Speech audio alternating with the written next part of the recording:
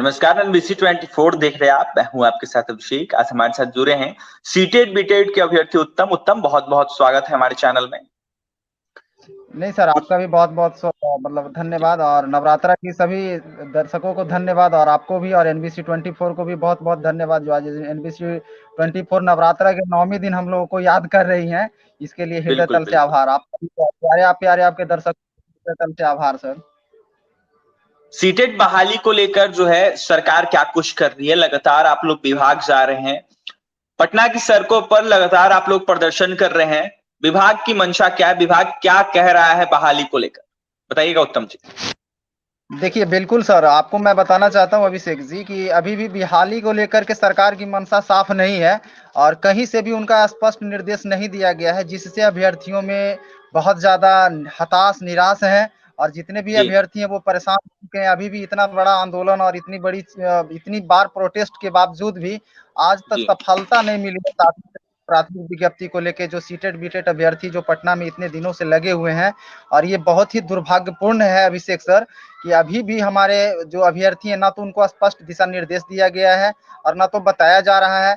सबसे बड़ी सवाल हम लोगों के जी जहन में आ रहा है कि अभी भी छठे चरण की प्रक्रियाएं पूर्णतः समाप्त नहीं हुई है, जो कि हम लोगों के लिए दुर्भाग्य है कि ये आज तक 2019 से प्रक्रिया चल रही है और 2022 आज अक्टूबर चल रहा है, मगर अभी भी प्रक्रियाएं जी समाप्त नहीं हुई है।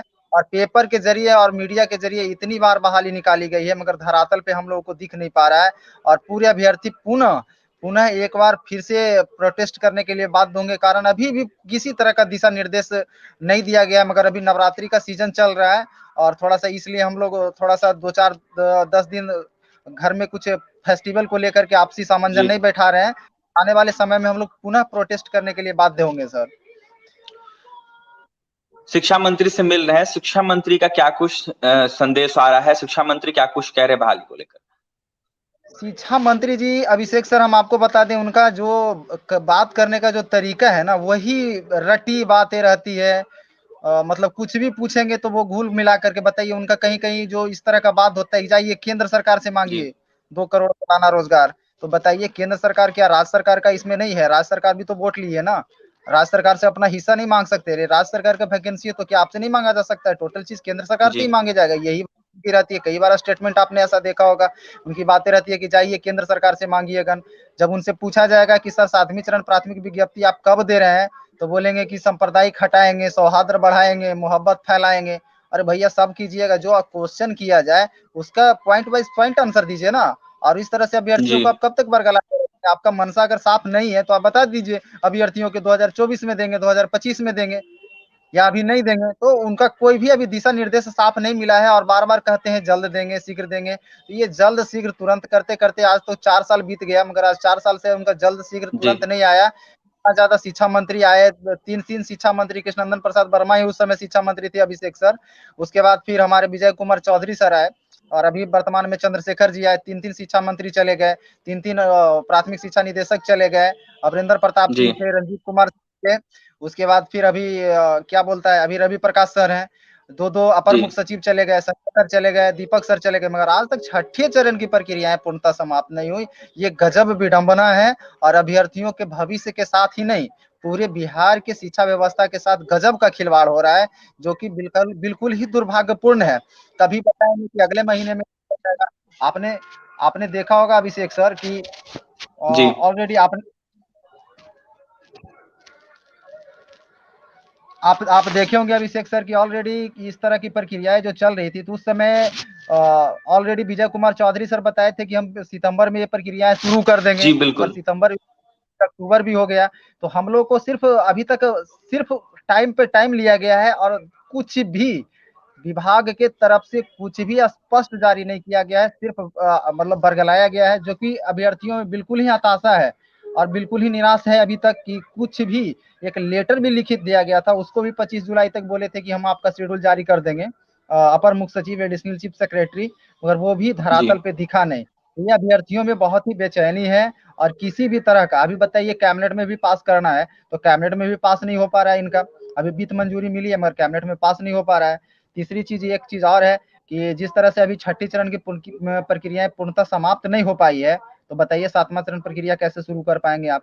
तो बिल्कुल ही लेकिन अभ्यर्थियों को उत्तम हम जी देखा जाए तो शिक्षा मंत्री जो है बिहार के चंद्रशेखर यादव, वो सख्त निर्देश दे रहे हैं अधिकारियों को कह रहे हैं कि अगर कहीं भी अभ्यर्थियों को दिक्कत हो रही है पठन पाठन में, तो वहां पर जाके चेक कीजिए। टीम गठित हुई है शिक्षा विभाग की तरफ से, जहां पर शिक्षक मौजूद नहीं है वहां जाके चेक कीजिए। अगर शिक्षक आए जो है नहीं पकड़े जाते हैं या फिर शिक्षक जो है नहीं आते हैं स्कूल में, ऐसा अगर खबर मिलता है तो उन पर कार्रवाई होगी। तो शिक्षा मंत्री तो कह रहे हैं कि हम कार्य कर रहे हैं। सर श्रीमान एक बात बताइए अभिषेक जी, कि कार्य कर रहे हैं तो ये बताइए पंचवर्षीय योजना बना के रखें क्या? 5 साल बिना शिक्षक के बिना बच्चों के आप पढ़ाएंगे? तो आप बिहार की शिक्षा व्यवस्था को कहाँ ढकेल रहे हैं? बात शिक्षक के, बात सिर्फ यहीं पे नहीं है सर कि शिक्षक अभ्यर्थी रोड पे हैं। बात ये भी जी है कि पूरे स्कूल के लाखों बच्चों के साथ आप खिलवाड़ कर रहे हैं, वो बिना शिक्षक के पढ़ बिल्कुल। रहे हैं ना।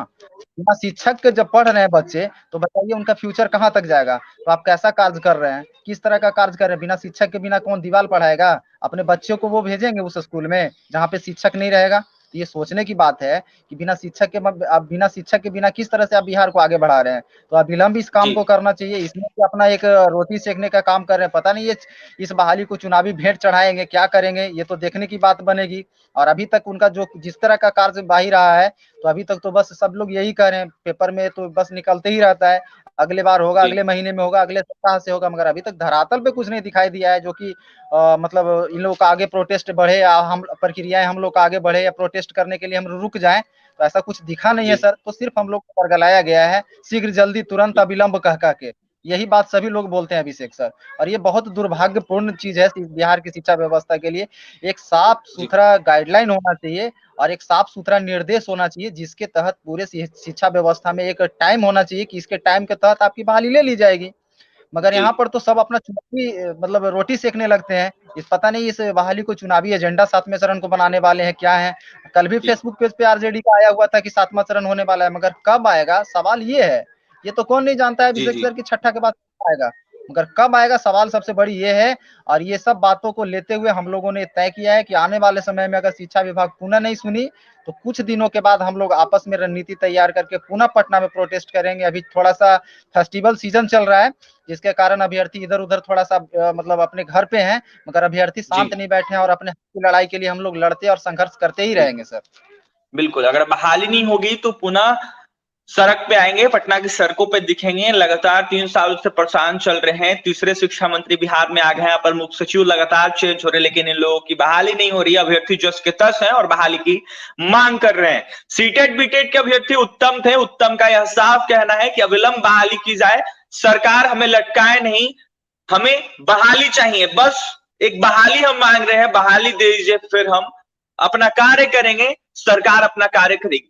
उत्तम लगातार जो है संघर्ष कर रहे हैं। सीटेट बीटेट के अभ्यर्थी और तमाम अभ्यर्थी इनके साथ ही जो है वो भी संघर्ष कर रहे हैं, बहाली की मांग कर रहे हैं। सरकार सुन नहीं रही है, बस आश्वासन दे रही है बहाली हो जाएगी हो जाएगी हो जाएगी।